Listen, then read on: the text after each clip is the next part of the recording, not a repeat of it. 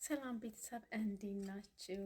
ስለ ጄላብ ኤፒክ ኤርፎን ትናንት ነግሬያችሁ ነበረ አሪፍ እንደሆነ እና በጣም አሁን እየተጠቀምኩት በጣም አሪፍ ኤርፎን ነው።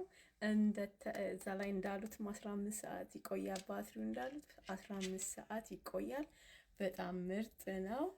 ለጆሮም በጣም አንደኛ ነው። እኔ ደግሞ ከወደድኩ የማለቀው ነገር አለ።